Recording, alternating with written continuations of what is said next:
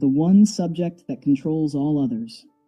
You think you're studying economics or politics or even science?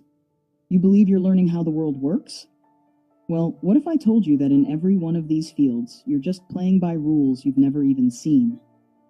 Rules that were written long before any of these subjects even had names. There's a hidden field that acts as the secret operating system for all of human knowledge. It decides the questions we're allowed to ask and the kinds of answers we're allowed to find. And in this video, we're going to uncover this one subject that controls all the others, and I'll show you how to use it to gain a massive intellectual advantage. Let's be real. Have you ever listened to two economists argue and felt like they were speaking different languages? One says the free market is the only way to prosper, the other says it's the cause of all inequality. They both have data, they both have charts, and yet they end up at completely opposite conclusions. How is that even possible? Or what about politics? One person argues for maximum individual liberty, another argues for the collective good. Both sound reasonable, both are passionate, but their core beliefs just can't work together. It feels like they aren't just disagreeing on small policy details, they're disagreeing on reality itself. It's a feeling of being intellectually vulnerable. It's that suspicion you're only seeing the surface of an issue, that deeper invisible forces are at play that you can't quite put your finger on. You're watching a puppet show. You see the puppets dancing, but you have no idea who's pulling the strings. You're trying to play a game, but nobody ever handed you the rule book. And this isn't just about economics or politics. Before a scientist can even start an experiment, a whole set of rules has already been decided about what counts as evidence, what a fact is, and how you can prove something. These rules are so fundamental, so deeply embedded, that most people never think to question them. They are the intellectual water we all swim in. So that's the problem. We live our lives, make decisions, and form our opinions inside systems of thought where the basic rules and assumptions are hidden from us. We've been handed software without the source code, and we're just expected to run it. But what if we could get our hands on that source code? What if we could finally understand the master program that runs everything else? The hidden field, the master subject, the secret operating system for all human knowledge, is philosophy.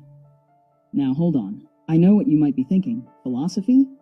Isn't that just old guys in togas stroking their beards and asking pointless questions like, if a tree falls in a forest? That's the popular caricature, but it misses the entire point. Philosophy isn't about having unanswerable dorm room debates. It's the discipline that builds the container for every other conversation. For centuries, thinkers have called it the mother of all disciplines, the pursuit from which all other fields of study were born. Think of it like this.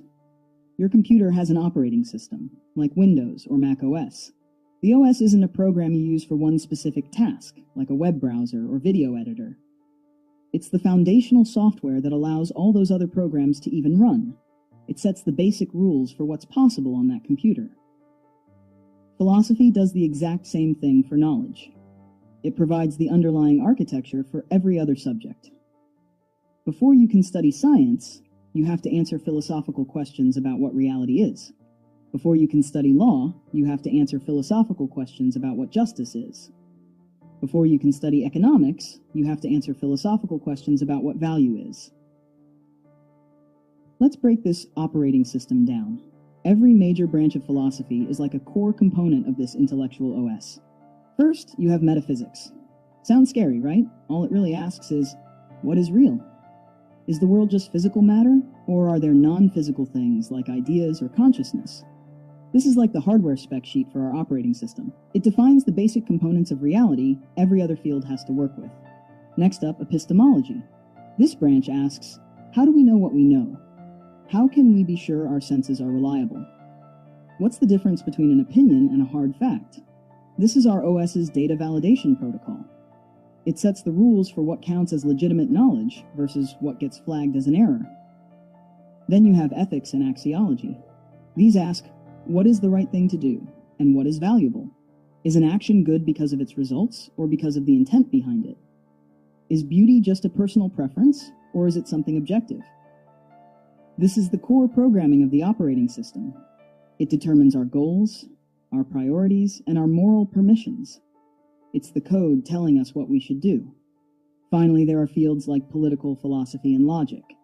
One asks, how should we live together in a society? And the other gives us the formal rules for sound reasoning.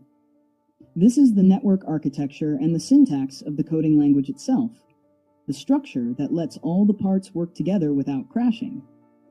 These aren't just abstract questions, they're the foundational settings of our entire intellectual world.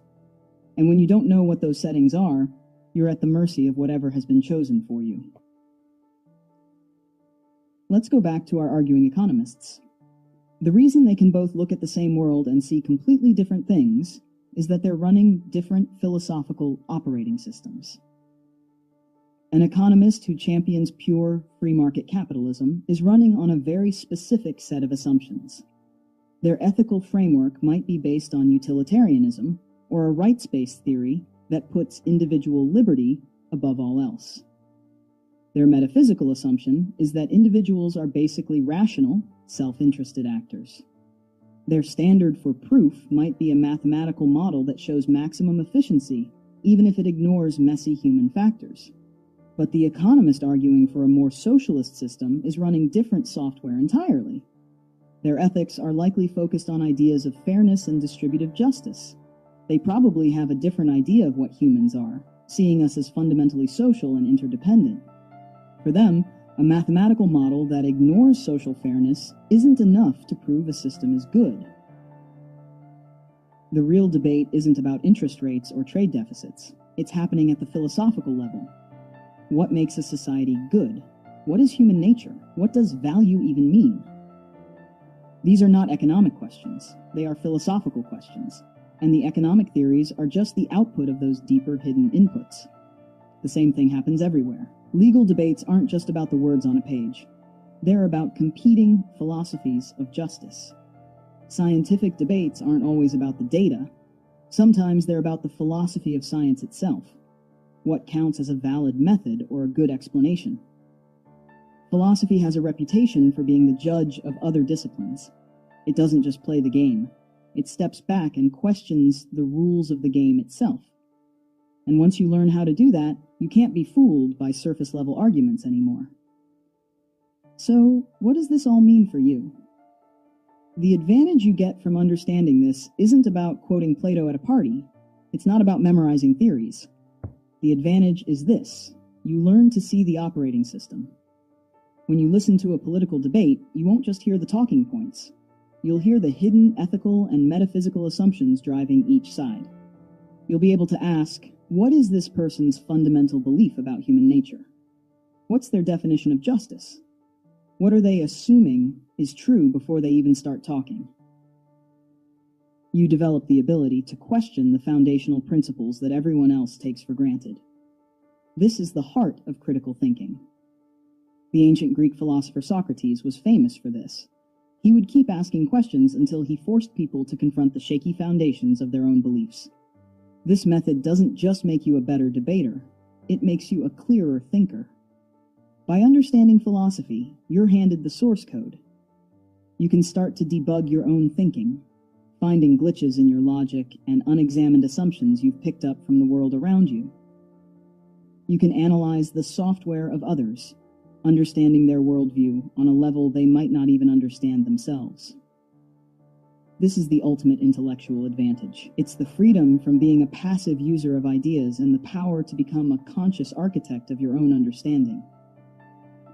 It's the ability to think something through from the ground up. You move from being a pawn in an intellectual game you don't understand to being a player who can see the entire board. So the next time you encounter a strong opinion, in the news, from a friend, or even in your own head, don't just react to the surface claim. Try to dig deeper. Ask the philosophical questions. What are the core assumptions about reality, knowledge, and value that make this belief possible? Start looking for the operating system. It's running everywhere. I want you to leave a comment below with one common belief.